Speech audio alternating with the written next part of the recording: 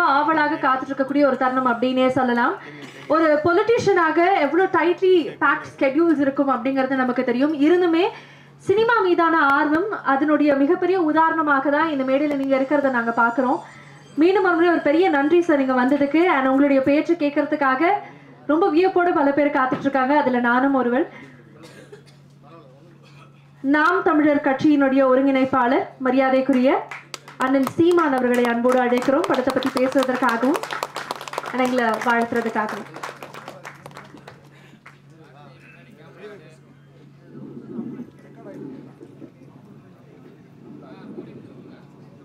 சரியா?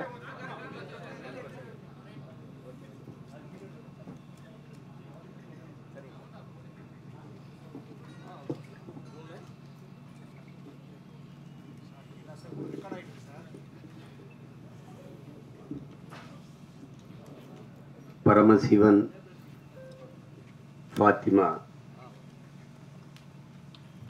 திரைப்படத்தினுடைய பாடல் வெளியீட்டு விழாவிற்கு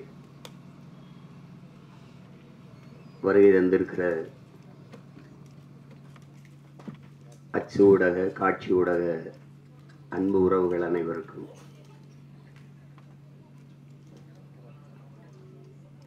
மேடையிலே அமர்ந்திருக்கிற பெருமக்கள், கலைஞர்கள், அரங்கை நிறைத்து அமர்ந்திருக்கிற என் அன்பு சொந்தங்கள் அனைவருக்கும் என்னுடைய அன்பும் வணக்கமும்.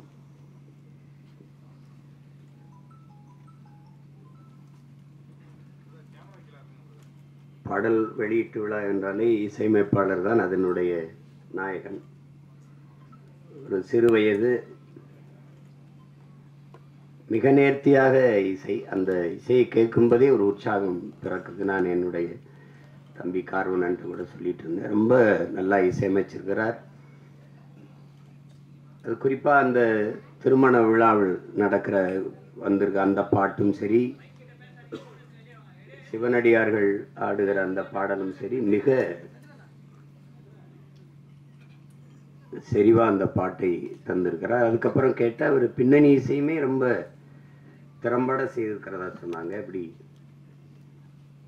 ஒரு இளம் வயதில் இவ்வளவு திறமை மிக்க ஒரு இசைக்கலைஞரை பார்ப்பது ரொம்ப வியப்பாகவும் பெருமையாகவும் இருக்கு. தம்பி தீவன் சக்கரவர்த்திக்கு என்னுடைய அன்பும் வாழ்த்துக்களும்.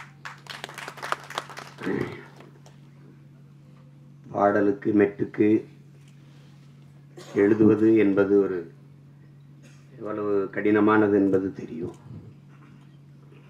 அதில் என்னுடைய தம்பி ஏகாதேசி ரொம்ப இளம் வயதிலிருந்து நான் அறிவேன், என்னையும் அவன் அறிவான். கம்யூனிச இயக்கங்களில் தமிழ்நாடு முற்போக்கு எழுத்தாளர் சங்கங்கள் நடத்துகிற கலை இரவுகளில் தான் நான் என் தம்பியுடைய ஐக்கோ எல்லாரும் நாங்கள் இணைந்தோம். இணைத்தது ஒரு கொள்கை உறவு, அதை தாண்டி எங்களுக்கு இரத்த உறவு எல்லாம். நம்பி கார்வண்ணன் குறிப்பிட்டது மாதிரி ஏகாதேசி என்றாலே அந்த ஆத்தாவும் சேல அந்த ஆகாயத்தை போல பாடலை யாரும் மறக்க முடியாது. அது இந்த தமிழ்நாடு தாண்டி உலகம் முழுமைக்கும் போய் சேர்ந்த ஒரு உன்னதமான ஒரு காவிய படைப்பு தான் சொல்லணும். தாயினுடைய அன்பை அந்த சேலையை வச்சு அவன் சொல்லியிருக்கிற விதம் அவன் ஆகச்சிறந்த கவிஞன் என்பதை காட்டும். அதுக்கப்புறம் நிறைய திரைப்படத்தில் பாடல்கள் எழுதிட்டான். இந்த படத்தில் பாடல் எழுதிப்பது எனக்கு பெருமை, ரொம்ப மகிழ்ச்சி. அது என்னுடைய தம்பி கார்வன் படத்தில் வளர்ந்து வருகிற இளைய இசையமைப்பாளரோடு ஒளிப்பதிவாளர் என் தம்பி துரைமுருகன் தான் அந்த காணொலியை காட்டினார், அந்த முன்னோட்டத்தை. அது எடுத்தோன்னே கேட்டது இது யார் ஒளிப்பதிவுன்னு, ஏன்னா எனக்கு தெரியுது அப்படின்னு. அது சுகுமாரனோன்னு அதான் நினச்சேன் அப்படின்னு. அவனுடைய ஒளிப்பதிவு ரொம்ப சாதாரண ஒளிப்பட கலைஞனாக தான் வந்தான். அப்புறம் சேர்ந்து மிக உரிய காலத்துக்குள்ள அதை கற்றுக்கொண்டு தன்னுடைய திறமையை வளர்த்து சிறந்த ஒளிப்பதிவாளர்களில் ஒருவராக தன்னை நிலைநிறுத்திக்கிட்டான். அவனுடைய கும்கி ஆகட்டும், அதுக்கு முன்னாடி வந்த மைனா, ரெண்டு படமும் மிகச்சிறப்பாக. கும்கியெல்லாம் ஒளிப்பதிவு அசாத்தியமாக செஞ்சுருப்பான். அது நிறைய ஆற்றலை வெளிப்படுத்தினா. அப்புறம் தம்பி சிவகார்த்திகேயன் நடித்த அந்த மான் கராத்தே அந்த படத்திலேயே அவன் ரொம்ப நல்லாயிருக்கும், ரொம்ப நல்லாயிருக்கும் ஒளிப்பதிவு. இதிலேயே பார்த்துருப்பீங்க, அந்த அதிகாலை அந்த ஒளியை உள்வாங்கி அவன் பதிவு செஞ்ச விதம், அந்த சூரிய ஒளியை உள்வாங்கி பதிவு செஞ்ச விதமெல்லாம் அவ்வளவு அழகாக இருக்கும். அந்த காடுகளில் வயல்வெளிகளில் அவனுடைய கருவி பயணித்து போகிற இது அவ்வளவு தெளிவாக இருக்கும். அது பேசிய தொகுத்து வழங்கியவர்களோட சொன்னாங்க, அவர் சுருக்கமாக பேசிட்டாருன்னு. அவர் தான் மொத்தமாகவே தன்னுடைய ஒளிப்பதிவு கண்களால் பேசிட்டார்ல. என்னுடைய தம்பி என்பதில் எனக்கு ரொம்ப பெருமை. அவன் தம்பினா சும்மா தம்பி இல்லை, சொந்தமான தம்பி. அவனுடைய அண்ணனும் ஒளிப்பதிவாளர் தான். அவனும் நிழல் பட கலைஞனா, ஒளிப்பட கலைஞனா வந்து திரைப்பி மிகப்பெரிய ஒளிப்பதிவாளராக வந்து பல படங்களை செஞ்சு என் தம்பி ஜீவனுடைய தம்பி தான் என் தம்பி சுகுமார் அவர்கள். இப்போ இதில் நடித்திருக்கிற கலைஞர்கள் என்னுடைய அண்ணன் மனோஜ்குமார் அவர்கள் மிகச்சிறந்த வெற்றி படங்களை கொடுத்தார். மண்ணுக்குள் வைரம்னா அவரே ஒரு மண்ணுக்குள் வைரம்தான். முதல் படத்தில் அவ்வளோ ஒரு துணிவோடு ஒரு கதையை தொடுவதற்கு ரொம்ப துணிச்சல் வேணும். அதில் உங்களுக்கு தெரியும் எங்களுக்கு என்ன உறவு என்னன்ட்டு. ஆனால் அவர் எங்கள் அப்பாவிடமிருந்து வெளியில் வந்து மண்ணுக்குள் வைரம் படத்தை எடுத்து அந்த படத்தில் ரொம்ப சிறப்பாக இருக்கும் படம், உரையாடல், எல்லா கதாபாத்திரங்கள்லாம். முதல் படத்திலே நடிகர் திலத்தை இயக்குறதுன்னா சும்மா சாதாரண இதில் என்ன. ஆமாம், எங்கள் அப்பா என்ன பாடுபடுவார் பசும்பொன்னில். முதல் மரியாதை எப்படின்னு தெரியாது, நான் தான் அதுக்கு எழுத்தாளர். என்ன சொன்னாலும் எங்கள் அப்பா வந்து உரையாடலை ஏற்றுக்க மாட்டார்ல. 2 பேருக்கு ரொம்ப நேரம் சண்டை நடக்கும். அங்கே நாற்காலியில் எங்கள் ஐயா என்னையே பார்த்துருப்பாரு. என் மேலே ரொம்ப அன்பு.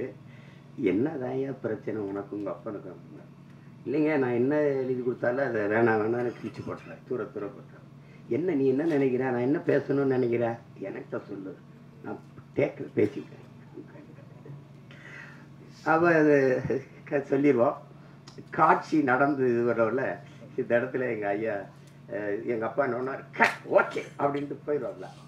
ஏழை சொன்னோன்னே எங்கள் ஐயா அந்த வேட்டி எடுத்து தொடச்சிட்டு இப்படி தேடுவோம். அப்புறம் நான் அந்த கூட்டத்தில் நிற்பேன், இப்படி பார்த்துட்டு ஓகே அப்படின்னு கேட்பார். ஏன்னா நான் நீ சொன்னது வந்துடுச்சா அப்படின்னு.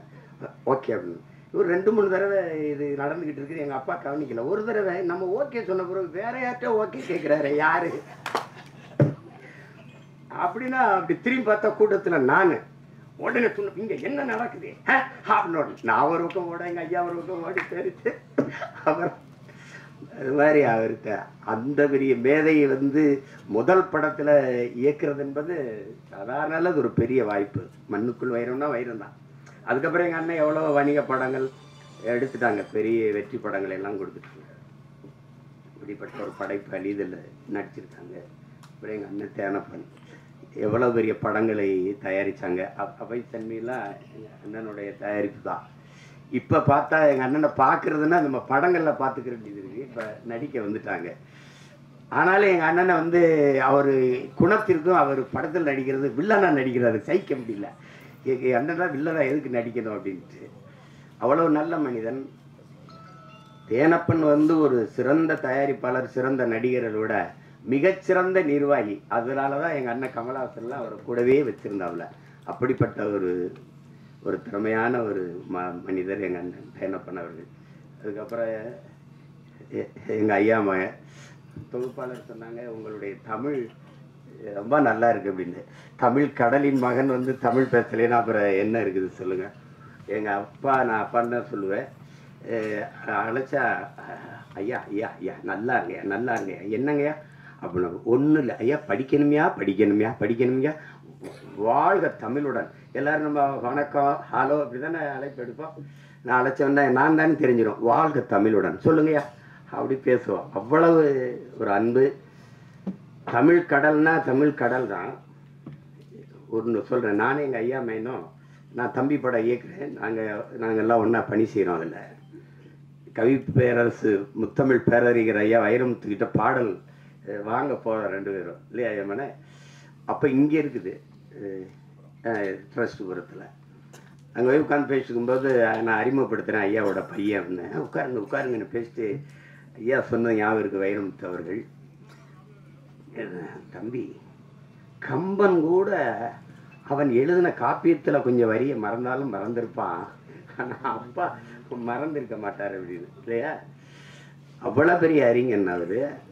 தமிழ் கடல்னா சும்மா இல்லை, அப்படி ஒரு பேரறிஞருடைய பெரிய தமிழ் பொக்கிஷத்தினுடைய மகன் எங்களுடைய ஐயா மகன்.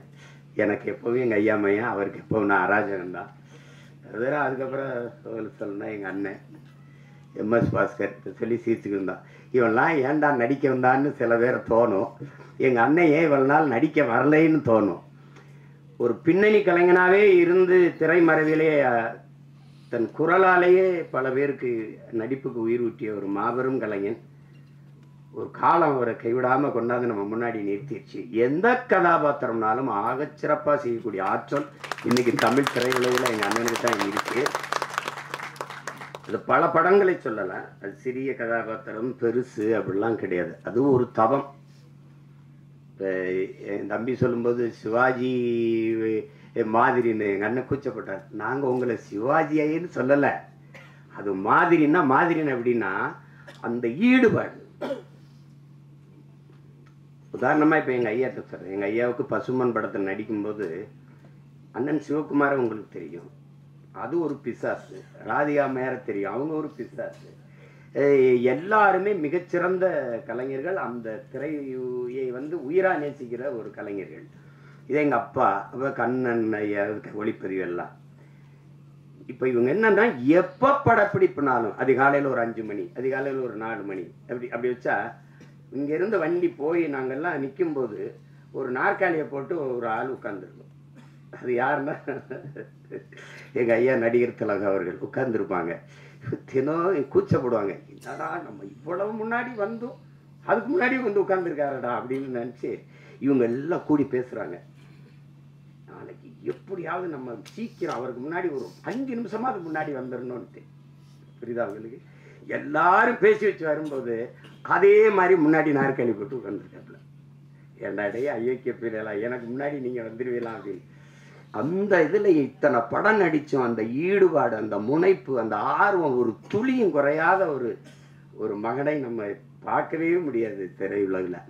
அது மாதிரி இப்போ எங்கள் அண்ணனுக்கு என்னென்னா எந்த கதாபாத்திரம் கொடுத்தாலும் அந்த அர்ப்பணிப்பு முழுக்க உள்வாங்கி அந்த கதாபாத்திரத்தின் தன்மையோடு இணைந்து வெளிப்படுத்துகிற ஆற்றல் இன்றைய தலைமுறையில் எங்கள் அண்ணன் எம்எஸ் பாஸ்கருக்கு இணையாக யாரும் இல்லை. அது சின்ன இப்போ நீங்கள் அண்மையில் இப்போ ஓடிக்கொண்டிருக்கிற டூரிஸ்ட் ஃபேமிலி அந்த படத்தை பார்த்தீங்கன்னா கூட அந்த அந்த பையனை தம்பி சசியை இவர் கொடுமைப்படுத்துகிறாருங்கும்போது நம்ம கோபமாக வரும். அவன் நிற்கும்போது அவன் நான் கேரளா மலையாளின்னு சொன்னது இல்லை, நான் இலங்கையிலேருந்து வந்திருக்கேன், தமிழன்னொன்னே சாவியை எப்படி போட்டு வண்டிடு சேவ் பண்ண போகணும் அப்படி வரல. அது இங்கிலீஷ் நடிகை. என்ன இங்கிலீஷ் நடிகை? எங்கள் அண்ணன் கருப்பாக போயிட்டானே ஒழி, அவன் இங்கிலீஷ் நடிகர்கள்லாம் பெரிய நடிகன், மிகப்பெரிய கலைஞன். அவனுக்கு ஒரு வரம் வந்திருப்பாருங்க, தாத்தா காமராஜுக்கு குரல் பதிவு கொடுத்த கலைஞர். அது எவ்வளோ பெரிய இது, எப்படி சிலர் இதெல்லாம் இன்னும் எனக்கு நான் ஒரு தாய் குழந்தையோட ஐயா என் புருஷன் இப்படி போலீஸ் பிடிச்சிட்டு போயிடுச்சா, ஏன் பிடிச்சிட்டு போனா அவங்க சும்மா பிடிச்சிட்டு போயிருக்க மாட்டாங்களே, இல்லை சாராயம் தானே பாத்தியா, சாராயம் தானே ஐயா என் குடும்பம் கிடமா அதுனா சேச்சே பாப்பா பாப்பா. அதெல்லாம் கொலைகார பையன் கொலை பண்ணா அவனை மன்னிக்கலாம், ஒரு குடும்பம் தான் போகும். சாராயம் வச்சா தான் ஊரே நாசமாக போயிடும், போப்பா உடனே மன்னிக்க முடியாது அப்படிம்பாரு. அதெல்லாம் அது அந்த அவர் என்ன உடல் மொழியில் நடித்தாரோ அதே அளவுக்கு தன்னுடைய குரல் வளர்த்தால் குரல் நடிப்பில் போய் பொருத்தி பேசுறதுங்கிறது குரல் கலைஞர்கள்ங்கிறது சாதாரணம் கிடையாது. அப்படி எண்ணற்ற படங்களுக்கு உயிர் கொடுத்த மகன் இன்னைக்கு திரையில் நம்ம பார்க்குறோம். நானே எங்கள் ஐயா மையனும் பேசிக்கிட்டு இருந்தாலும் ஒரு 15-20 வருஷத்துக்கு முன்னாடி வந்திருக்கக்கூடாதா அப்படின்னு. அது அவ்வளோ பெரிய அற்புதமான ஒரு கலைஞன் எம்எஸ் பாஸ்கரன் தான். அவர் இந்த படத்தில் நடிச்சிருக்கிறார். அது என் தம்பியோட இயக்கத்தில். இப்போ என்கிட்ட கேட்குறாரு, நீ ஏன்டா எனக்கு வாய்ப்பே கொடுக்கல, நான் படம் எடுக்கிற நிலைமையிலையான்னா இருக்கிறேன் அடிச்சு. அதுக்கப்புறம் என்னுடைய தம்பி விமல், நாங்கள் அவனை கதாநாயகனாக பார்க்குறது இல்லை, எங்கள் குடும்பத்தில் ஒரு இளைய தம்பி அவன். எங்களுக்கு எல்லாருக்கும் அப்படி தான், அவன் மேலே நாங்கள் எல்லோரும் பேரன்பு வச்சுருப்போம். எங்கள் குடும்பங்கள் இருக்கிற எல்லா நிகழ்வுலையும் அவன் இருப்பான். அப்படி செல்ல தம்பி அவர். அவனுடைய வெற்றி அவனுடைய வளர்ச்சியில் எங்களுக்கெல்லாம் பெரும் ஆர்வமும் பெரும் மகிழ்ச்சியும் இருக்குது. இன்னும் அவனுக்கு கலவாணி மாதிரி படம் வரணும், இருந்தாலும் அவனுக்கு வாகை சுடவா மாதிரி படம் நிறையா வரணுங்கிறதா என்னுடைய இது. அந்த படத்தில் என் தம்பி சர்க்குணமும் இன்னும் அது அவனுக்கும் அந்த மாதிரி ஒரு படம் வரணும், என் தம்பி விமலுக்கும். அவ்வளவு சிறந்த ஒரு படம் அது, பல விருதுகளை எல்லாம் வென்றது. ஒரு வாழ்வியலை அந்த வறண்ட நிலப்பகுதியில் வாழ்கிற செங்கல் காலவாயில் இருக்கிற அந்த மக்கள், அந்த பிள்ளைகளின் கல்வி, எவ்வளோ சிறந்த படைப்பில் நடித்து அந்த தம்பி இதில் கதாநாயகன் நடிச்சிருக்கிறார். சாயா அவங்க எங்கள் அண்ணன் பொண்ணு, அவங்க மறந்துருப்பாங்க. ஒரு தடவை எங்கள் அண்ணன் மகள் நடிச்சுக்கிட்டு இருக்காவா அறிமுகப்படுத்தினார் யார் கண்ணன். நாங்கள்லாம் ஒரே குடும்பம், அதில் நம்ம வீட்டு பொண்ணு நம்ம படத்தில் நடிச்சிருக்கிறது பெருமை. அடுத்து சாஸ்விதா அவங்க கேட்டேன், அவங்க பேர் கனிமொழின்னாங்க, அவங்க இப்போ சேஸ்வதா ஏதோ பேரை மாற்றி வச்சுருக்காங்க. தமிழ் எப்படி அழியுதுன்னு கேட்டிங்கன்னா இப்படித்தான் கனிமொழின்னு ஒரு பேரை மாற்றி வைக்கிறது அப்படிதான். என்ன பண்ணுறது, ரெயின்போன்லேயே தமிழ் எழுதுங்கன்னு சொல்கிற நிலைமையில இருந்தா அதெல்லாம் நம்ம மொழியில் பேர் வச்சுக்கிறது கூச்சப்பட வேண்டியது இல்லை.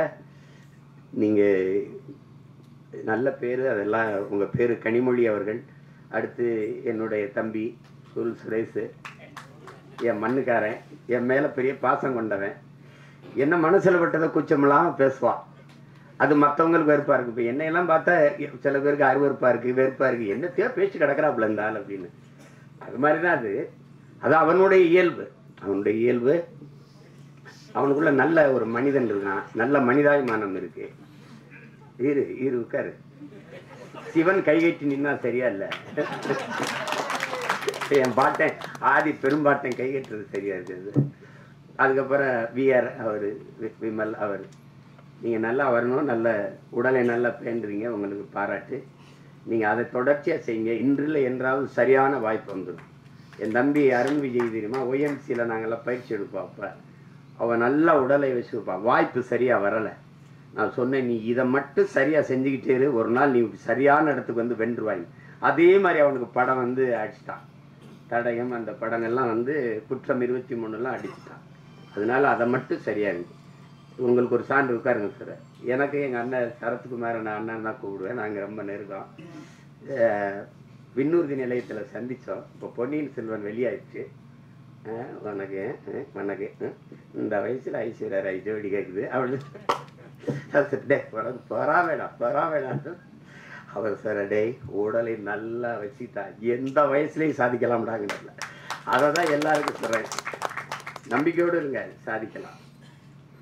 அப்புறம் எல்லாரையும் சொல்லிட்டேன். தம்பி புவன் படத்தொகுப்பாளர், அதுக்கப்புறம் அம்மா ஆதிரா அவர்கள், அவங்க எங்கள் ஊர் பொண்ணவங்க, பாண்டிச்செல்வி அவங்கள வந்து இன்னைக்கு பார்த்தாலும் அந்த மருது படத்தில் 2 கையிலையும் கம்பெடுத்து சுற்றுறதா இந்த காட்சி தான் எனக்கு ஞாபகத்துக்கு வருது. ரொம்ப அருமையான பெண்மணி. நமக்கு தமிழ் திரையுலகில் கிடைச்ச ஒரு இயல்பான முகம், இயல்பான நடிப்பை வெளிப்படுத்தக்கூடிய ஒரு திறமையான கலைஞர் அவங்களுக்கு என்னுடைய அன்பும் வாழ்த்துக்களும் எல்லாரையும் சொல்லிட்டு நினைக்கிறேன். என் தம்பி சுகுமார் இருக்கான், திரையுலகத்தை தாண்டி நடிப்பு, இதை தாண்டி என் மேல் அன்பு கொண்ட ஒருத்தன். அவனுக்கு மொழி இனப்பற்று அதிகம். காதல் படத்தில் இருந்தே தம்பி சுகு எனக்கு தெரியும். அப்புறம் மகேந்திரன் சிறந்த கலைஞன், அவனுக்கு வாய்ப்பு சரியாக அமையலை.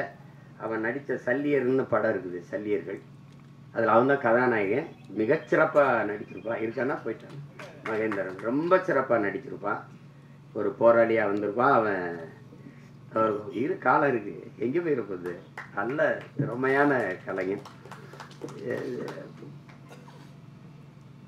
அப்புறம் என் தம்பி துரைமுருகன், சரி, அவன் சமூக பற்றாளர், சமூக ஆர்வலர்.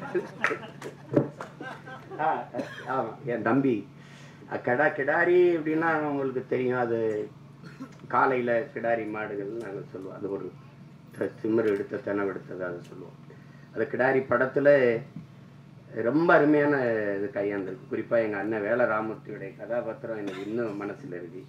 தம்பி பிரசாத் முருகேசன் அவர்கள், அதை நாங்கள்லாம் அந்த படத்தை பார்த்து யார் இயக்குனர்னு நான் எங்கள் ஐயா மேனும் பேசி பார்ப்பேன். மத்தாகம் பார்த்துட்டு தான் கேட்டேன், ஐயா மேனை யார் ஐயா மேனை இவ்வளவு சிறப்பாக எடுத்துருக்கு, எங்கள் கிடாரி பட இயக்குனர் தானோன்னா அதுக்கப்புறம் நானே அழைச்சி பேசி வாழ்த்தினேன். ரொம்ப திறம்பட்ட அவனுக்கு என் மேல அன்பு இருக்கு இல்லையா, அவனுடைய மகனுக்கு என் மேல பேரன்பு பிடிக்கும். என்னை பார்க்கறதுக்காக வந்திருக்காருனாங்க, நான் அவனை சந்திக்கணும். இது எல்லாரையும் சொல்லிட்டேன். என்னுடைய தம்பி கார்வண்ணனை பற்றி உங்களுக்கு சொன்னோம். நாங்கள் அவர் எந்த திசையில் இருந்தார், நான் எந்த திசையில் இருந்தேன்னு தெரியல. ஆனால் எங்களை ஒரு ஒரு உணர்வு இணைக்குது. அது எங்களுடைய மொழி இனப்பற்று. அப்போ அவர் எடுத்த படங்கள், இப்போதானே படம் பார்க்கும்போது அவர் பெட்டி கடை முதல் படம், அதுவும் கிராமத்தில் நடந்த அனுபவத்தில் எடுத்தது தான். அதுக்கப்புறம் தமிழ் குடிமகன், அது என் தம்பி துறை சொன்ன மாதிரி ஒடுக்கப்பட்ட தமிழ் சமூகத்தினுடைய நிலையை, இன்றைக்கு அந்த நிலை இருக்குது அப்படிங்கிறத படம் எடுத்தார். என்னுடைய தம்பி சேரன் அவர்கள் நடிச்சிருந்தாங்க. ரொம்ப அருமையான படம். நான் திரையில் பார்க்க முடியல, தொலைக்காட்சியில் தான் அந்த பார்த்தாங்க. பார்த்துட்டு நான் பாராட்டி வாழ்த்து அறிக்கையெல்லாம் கொடுத்தேன். ரொம்ப சிறப்பாக இயக்கியிருந்தார். அது உரையாடல்கள், திரைக்கதை, போக்கு எல்லாமே மிக நேர்த்தியாக இருந்தது. அடுத்தது இப்போ இந்த படம் மிக சிறப்பாக வரும்னு நினைக்கிறேன். அது தொடர் ஒரு பிரச்சனையை, அந்த பிரச்சனையை பயந்து தான் அதை சரி செய்ய முடியாமையே போயிடும். அது ஒரு சமூகத்தில் இருக்கிற பெரிய அவலம் தான். சில இதை பேச மறந்துடும் இல்லையா. மேல்பாதி மங்கலத்தில் கோயிலுக்குள்ள விடலைன்னா நமக்கு எதுக்கு பிரச்சனைன்னு நினைக்கிறாங்க. அது ஓட்டுக்காக நிற்கிறவன் தான் அதை சிந்திப்பான், நாட்டுக்காக நிற்கிறவன் அதையெல்லாம் சிந்திக்க முடியாது. நீ போட்டா போடு, போடலைன்னா போ, சரி எதுவோ அதுதான். உலகத்தில் என் அன்பு சொந்தங்கள் உங்களுக்கு சொல்லுவேன், உலகத்தில் சாதித்த எல்லோரும், இந்த உலகத்தை இவ்வளவு பெரிய மாறுதலுக்கு கொண்டு வந்த எல்லோரும் தன் மனச்சான்று வழிகாட்டுதன்படி நடந்தவன் தான் இவ்வளவு பெரிய மாறுதலை கொண்டு வந்திருக்கான். நீங்க சின்ன சமரசம் செஞ்சாலும் அது சரியா வராது. வெளியில என்ன சொல்றா, நீங்க ஒவ்வொருத்தனும் என்ன சொல்றான், உலகமே உன்னை இதை செய் என்று சொன்னால் சரியில்லை என்று பட்டால் செய்யாத, உலகமே செய்யாதே என்று சொன்னால் சரி என்று பட்டால் செஞ்சிருந்த. அதுதான் கோட்பாடு. அதை தான் நம்ம செய்யணும். விவேகானந்தர் நமக்கு என்ன கற்பிக்கிறார், எதற்காகவும் உண்மையை விட்டு கொடுத்துறாத, ஆனா உண்மைக்காக நீ எதையும் விட்டு கொடுங்க. இதே வெவ்வேறு வடிவத்தில், ஒவ்வொரு வடிவத்தில் ஒவ்வொரு தத்துவ ஞானிகளும் மேதைகளும் சொல்லி வந்திருப்பாங்க. ஆனால் இதே தான் எங்க தலைவர் என்ன சொல்றார், நாம் சாகலாம், சாதாரணமானவர்கள், ஆனால் சத்தியம் தோற்றதாக சரித்திரத்தில் செய்தி இல்லை. நாம் சத்தியத்தின் பக்கம் நிற்கிற சத்தியத்தின் மக்கள் நாம் வெல்லுவோம்ங்கிறது. அது எனக்கு தான் தெரியல. அது அந்த மாதிரி நம்ம எதிர்க்கும். நபிகளே என்ன சொல்றாரு, அநீதியை கண்டு அச்சம் இல்லாமல் துணிந்து எதிர்ப்பவன் எவனோ அவனே உண்மையான ஜிகாத்துங்கிறார். அநீதின்னு தெரிஞ்சிருச்சு, அவ எதிர்க்கணும். செய்வார் என்ன சொல்றான், உலகத்தில் எங்கெங்க அநியாயம் நடக்குதோ அதை கண்டு நீ பொறுக்க முடியாமல் கோவப்படுவாயானால் நீனும் என் தோழனாங்கிறான். நீனும் என் தோழன் தான். நான் தம்பி படத்துல இறுதியில் அந்த உரையாடல் அவருடைய கோட்பாடை அதை எடுத்து போட்டுப்பேன். அப்ப அது அச்சப்பட்டுக்கிட்டே இருந்தா, மேல் பாதியில குடிக்கிற நீர்ல இந்த நூற்றாண்டுல ஒருத்தன் சிங்கத்தை கலக்கிறான்னா அதையும் சகித்துக்கிறது, எல்லாத்தையும் சகித்துக்கிறது. சகித்து தான் ஒரு அடிமை எப்படி பிறக்கிறான்னு நினைக்கிறீங்க? அடிமை எப்படி பிறக்கிறான்? அநீதியை கண்டு எதிர்க்க துணிவில்லாதவன் அதை சகித்துக் கொள்கிறான், தொடர்ந்து சகித்துக் கொள்கிறவன் அடிமையாகிறான். இவ்வளவுதான் அடிமையின் பிறப்பு. அப்படிதான் நம்ம அடிமை ஆயிட்டோம். எதை உங்களால ஏத்துக்க முடியுது? ஊழல் தெரியுது, லஞ்சம் தெரியுது, மணலள்ளி விற்கிறான் தெரியுது, சாராங்காய்ச்சி விற்கிறான், கஞ்சா வின்னு கொக்கைன் எல்லாம் விற்கிறான் தெரியுது, ஆனால் கேட்க முடியாது. இதுதான் இது காரணம், பயம். அதே எங்க தலைவர், இந்த மரணம் என்ற ஒன்றுக்கு பயப்படுவதாலே இந்த மானுட சமூகம் பல்வேறு துன்ப துயரங்களை தூக்கி சுமக்குதுங்கிறது. எதுக்கு பயப்படணும்? நான் உயிரோடு இருக்கிற வரை சாவு என்கிட்ட வராது. நான் சாகும்போது நான் உயிரோடு இருக்க மாட்டேன். மரணம் என்கிட்ட வரும்போது உயிரோடு இருக்க மாட்டேன். எதுக்கு பயப்படணும்? பயப்படுறதுனால ஒருத்தர் நீண்ட நாள் வாழ்ந்துருவானா நம்ம எல்லாம் பயந்துட்டே இருக்கலாம். அர்த்தமற்றது. பயம்ங்கிறது கோழைகளின் தோழன், அது வீரனுக்கு எதிரி. அது எங்களுக்கு அஞ்சுவதும் அடிபணிவதும் தமிழன் பரம்பரைக்கே கிடையாதுன்னு தான் எங்க தலைவர் எங்களை வளர்த்திருக்காரு. அது கிடையாது. அதுல ஒரு இயக்குனரா நீங்க என் தம்பி கார்வன் நினைப்பாக்குறீங்க. அவர் படம் என் தம்பி துறையெல்லாம் பார்த்துட்டாரு, நான் பார்க்கல. அதை பார்க்கறதுக்கான நேரம் வாய்க்கல. இந்த 3 பாடல்கள், அவர் எடுத்த முன்னோட்டம், அவர் சொல்லுகிற செய்தி, அதுலேயே தெரியுது அவர் எதை தொட்டு எதை சொல்ல போறாரு அப்படின்னு. இங்க ஒன்று நீங்க கவனிங்க, மதம் மாறிக்கொள்ளக்கூடியது, ஆனால் மொழியும் இனமும் மாறிக்கொள்ள முடியாது. அது அடிப்படையில் நீங்க புரிஞ்சுக்கணும். மதத்தையும் தாண்டிய ஒரு புனிதம் இருக்கு, அதுதான் மனிதம். அதை யாரும் அவர்கள் தேடுவதும் இல்லை, போறதும் இல்லை. இஸ்லாமியனுக்கு ஒரு உயிர், கிறிஸ்தவனுக்கு ஒரு உயிர், இந்துக்கு ஒரு உயிர் என்று கிடையாது. எல்லா உயிரும் யாரு மேல கீறினாலும் ரத்தம் ஒண்ணுதான். ஆக மொத்தம் இப்ப நீ நானும் 10 மாதம் தான் நம்ம தாத்தா பட்டுக்கோட்டை பாடினது நிலையில் வச்சுக்கணும். இதுதான் நீங்க இருக்கிற பிரச்சனை. எல்லாருக்கும் எல்லா மதங்களையும் மனிதம் இருக்கு, எல்லா மதங்களையும் சிக்கல் இருக்குது. இதை கடந்து போய் இன்னைக்கு இந்த உலகத்துல எல்லாரும் மனிதனை மனிதன் கொல்வதற்கு, இத்தனை உயிர் அழிப்பதற்கு எத்தனை விதமான ஆயுதங்களை கண்டுபிடிக்கிறான். ஆனா அந்த ஆயுதங்களை எல்லாம் வெல்லுகிற ஒரு ஆற்றல் அவன்கிட்ட இருக்கு, அதான் பேரன்பு. அந்த அன்பால எல்லா ஆயுதங்களையும் வீழ்த்த முடியும். அதுதான் இன்னைக்கு நீங்க உலகத்துல எவன்பாடுனா புதியதொரு உலகம் செய்யும் கெட்ட போரிடும் உலகத்தை வேரோடு சாய்ப்பவன் பண்ணது எந்த ஆத்தன் புரட்சி பாவலன் தான். அவனுடைய பேரனும் பேத்திகளும் கெட்ட போறனால வேரோட சாஞ்சிச்சு ஈழத்துல. அதான அது சிக்கல்.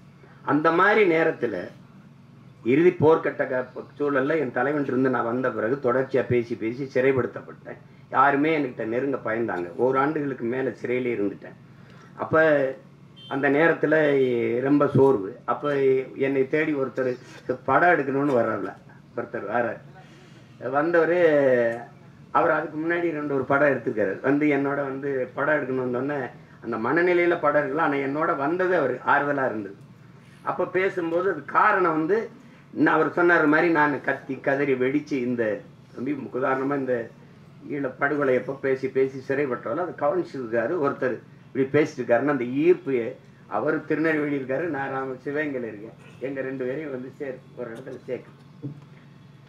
சேர்த்த பிறகு இந்த படத்துக்கு இந்த இதுக்கு சம்பந்தம் இல்லை, இந்த பாடல்கள் சம்பந்தம் இல்லை. ஆனாலும் நீங்க தெரிஞ்சுக்கணும், ஒருத்தருக்கு இந்த பாடலுக்கு சம்பந்தம் இருக்கு. விழி மூடி மறைந்தாலும் முத்துக்குமரா, எங்கள் மனதோடு நிறைந்தாயே முத்துக்குமரா, தாய் அன்போடு தனையேந்த முத்துக்குமரா, உன் பெரும் தியாகம் மறவோமே பச்சை தமிழா, நீ விழி மூடி மறைந்தாலும் முத்துக்குமரா, எங்கள் நீ மனதோடு நிறைந்தாயே முத்துக்குமரா, பகைமையும் துரோகமும் தாய் மண்ணை சூழ, பாவிகள் கூட்டமோ நம்மை வந்து ஆள, எரிமலையாயளவே மறந்திங்கு போக, எலி பொறியில் எலியாய் தமிழனும் நோக, மனம் பொறுக்காமல் சென்னறுப்பாலே உனை தீண்டியே எம் உணர்வையே எரிய வைத்தாயே நீ. இந்த பாட்டு பாருங்க. விழி மூடி மறைந்தாலும் முத்துக்குமரா, எங்கள் மனதோடு நிறைந்தாயே முத்துக்குமரா.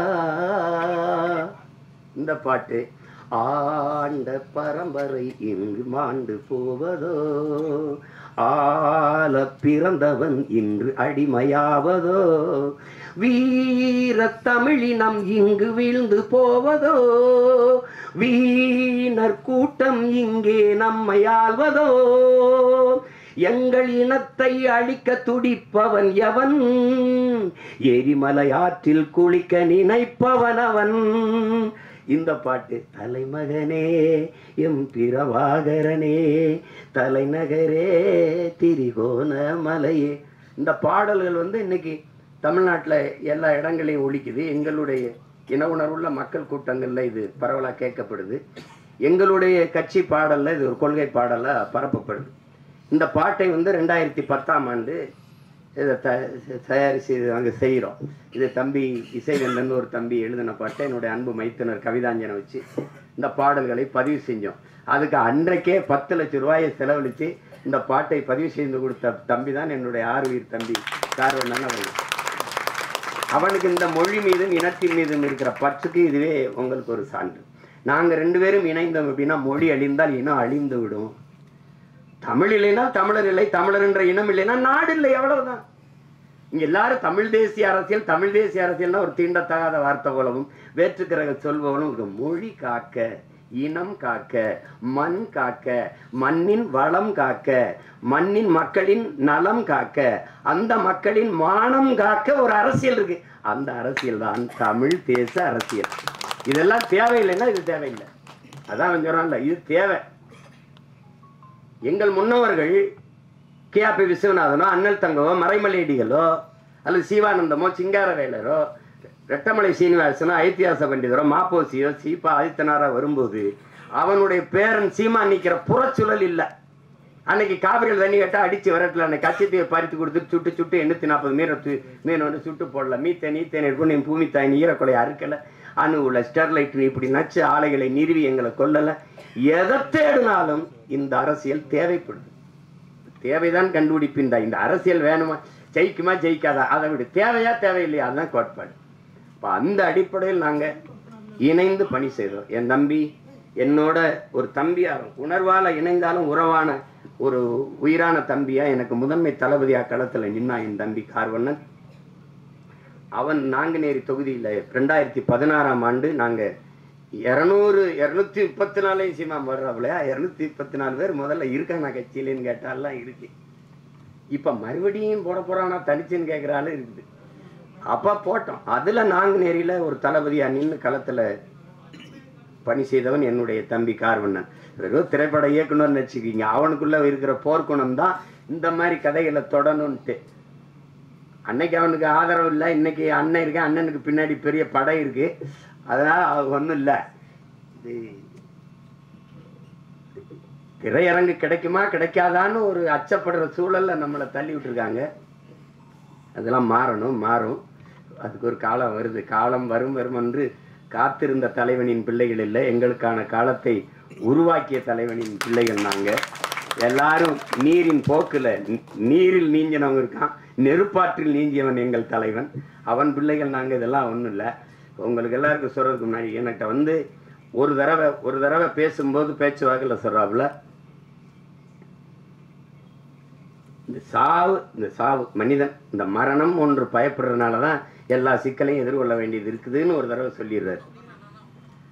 திருப்பி தம்பி போறான் திருப்பி அப்படிங்கும்போது ஒரு தடவை சொல்றாரு, சாக துணிஞ்சிருங்க எல்லாம் உங்களுக்கு சாதாரணமாயிருந்துட்டு. ஏன்னா சாக பயந்தவன் தரித்திரமாகிறான், சாக துணிஞ்சவனே சரித்திரமாகிறான். சான்று சாக்ரட்டிஸ் மரண தண்டனை விதிச்சாச்சு. அது குப்பியில வந்து விஷத்தை ஊற்றி வச்சாச்சு. 1 மணி நேரம் கழிச்சு குடிக்கலான்றான். யாரு? விஷத்தை ஊத்தினவன். வச்சு கை எடுக்கிறது எடுத்து குடிச்சிடறாப்ல. சாவுக்கு பயப்படல. 1 மணி நேரம் கழிச்சு குடிக்கலான்றான். உங்களுக்கு அவகாசம் கொடுக்குறோம், எடுத்து குடிச்சிடறாப்ல. அதனாலதான் அவன் சரித்திரத்தில் அவனுக்கு இடம். உங்களுக்கு புரியுதுன்னு நினைக்கிறேன். பகத்சிங் வந்து மன்னிப்பு கடிதம் எழுதி கொடுத்தா விட்டுறேங்கிறான், தூக்கி சண்டன் இல்லை. ஆளுநருக்கு கடிதம் போகுது, பகத்சிங் அனுப்புறான். மன்னிப்பு கடிதம் தான் பகத் கேட்டான்னு நினைச்சு பிரிக்கிறாப்ல. பிரிச்சா பைத்தியக்காரா நீ என்ன நீ தூக்குல போட சொல்லியிருக்க, அதை ஏற்க முடியாது. நான் உனக்கு அரசியல் போர் செஞ்சிருக்கேன், அதனால என்னை துப்பாக்கியில சுட்டு கொள்ளு, இல்லைன்னா பீரங்கி வச்சு என் நெஞ்ச பிளந்து கொள்ளு, தூக்குல போடாத. ஏன்னா வந்து அப்படிதான் உங்களுக்கு அதை படிச்சுட்டு அவனுக்கு வேர்த்திருச்சு, மிரண்டுட்டான். அதனாலதான் சரித்திரத்தில் அவனுக்கு இடம்.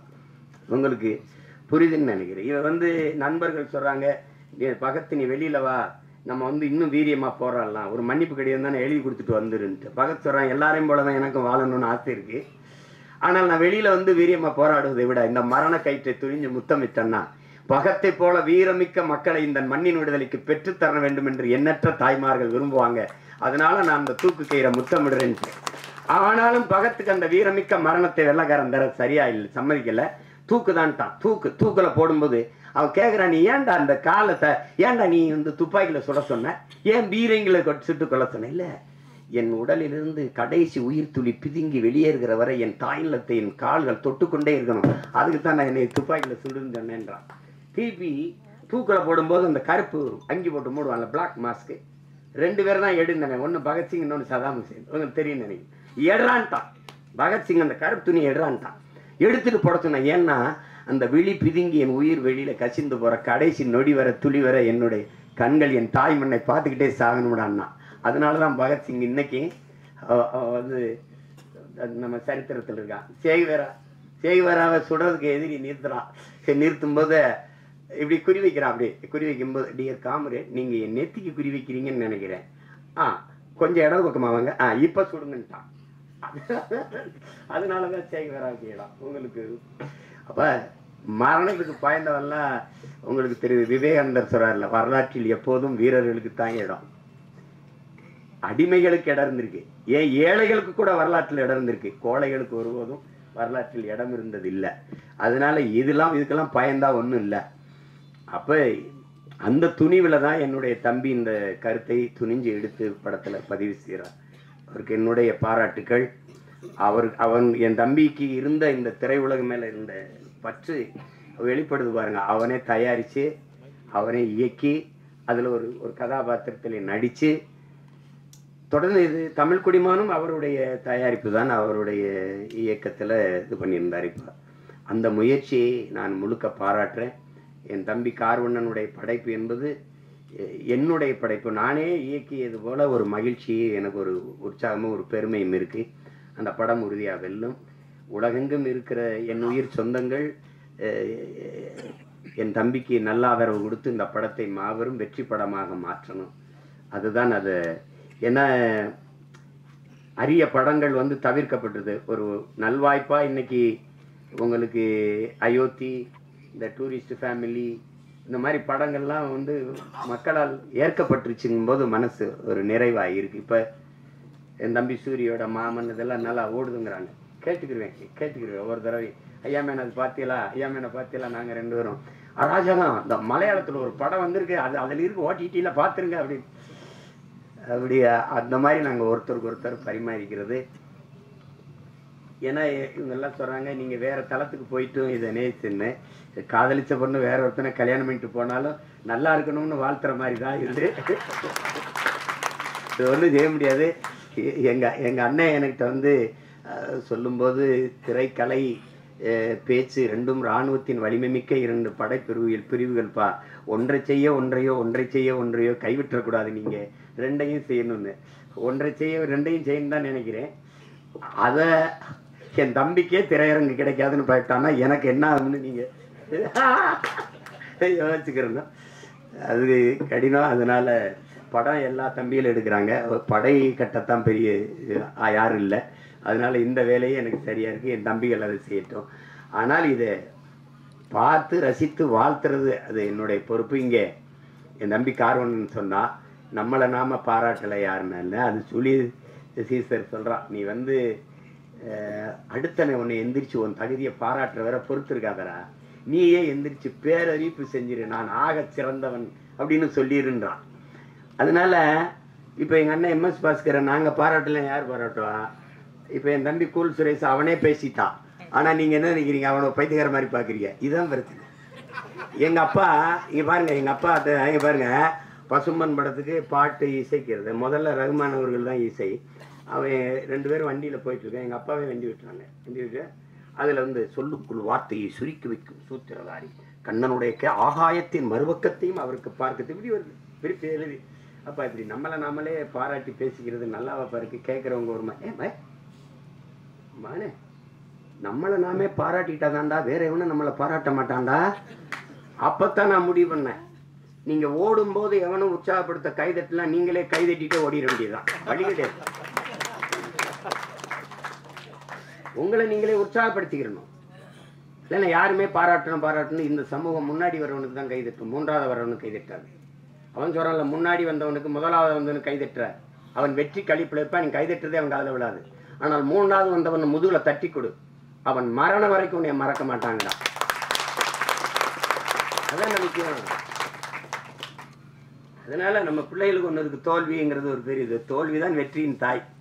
தோல்வியே சொல்லுது, என்னையை தொட்டு விட்டு போனவன் தோற்றதாக வரலாற்றில் செய்தி இல்லைன்னு இல்லையா? எளிதில் வென்றவனி மீதையும் மலரை விட மெல்லிதா இருக்கும், தோற்று வென்றவனி மீதையும் இரும்பை விட கடினமா இருக்குன்றான். அதனால அது ஒரு சிக்கல் இல்லை. இந்த படத்தை பொறுத்த வரைக்கும் அதுல என் தம்பி அவன் சொல்ல வந்த செய்தி, அதை எடுத்துக்கிட்ட செய்திக்கே ஒரு பாராட்டு, அந்த துணிவுக்கு ஒரு பாராட்டு. இல்லைன்னா நீ சீமானின் தம்பியா இருந்து பயனே கிடையாது. அதனால உனக்கு பாராட்டு. உலகமெங்கும் இருக்கிற நம் உயிர் சொந்தங்கள் நல்ல திரைப்படத்தை ரசிக்கக்கூடிய, ஏற்று பாராட்டக்கூடிய, கொண்டாடக்கூடிய மக்கள், இங்கே நல்ல திரைப்படங்களை கொண்டு போய் சேர்த்த செய்தியின் தூதுவர்கள் இருக்கிறார்கள். இங்கே ஊடக உறவுகள் எல்லாம் மதிப்புமிக்க பெருமக்கள் எல்லாம் இருக்கிறாங்க. அவர்களுக்கெல்லாம் சிறந்த படத்தை பாராட்டி கொண்டு போய் சேர்க்கணுங்கிற பொறுப்பும் கடமையும் உள்ளவர்கள். உறுதியாக இந்த படத்திற்கு பேராதரவு கொடுப்பார்கள். என்னுடைய தம்பி தன்னுடைய முழு முயற்சியில் அவரே எழுதி இயக்கி தயாரித்து நடித்து தம்பி விமல் அவரோட இளம் கலைஞர்களை எல்லாம் இணைத்து கொண்டு உருவாக்கி இருக்கிற இந்த பரமசிவன் ஃபாத்திமா இந்த படம் மிகப்பெரிய வெற்றியடைய என்னுடைய வாழ்த்துக்கள். அதிலே கலை இயக்குனராக பணிபுரிந்த என் தம்பி வீரசமர், ஒளிப்பதிவாளர் என்னுடைய தம்பி சுகுமார், குறிப்பாக இசையமைப்பாளர் தீபன் சக்கரவர்த்தி, என்னுடைய தம்பி கவிஞர் ஏகாதேசி, எல்லோருக்கும் என்னுடைய அன்பும் வாழ்த்துக்களும். என்னுடைய ஆறுயிர் இளவல் என் அன்பு தம்பி இசக்கி கார்வண்ணன் அவர்களுக்கு என்னுடைய உள்ளம் நிறைந்த அன்பும் வாழ்த்துக்களும். படத்தின் வெற்றிக்கு என்னுடைய வாழ்த்துக்கள். உங்கள் அனைவருக்கும் என்னுடைய அன்பும் வணக்கமும். நன்றி.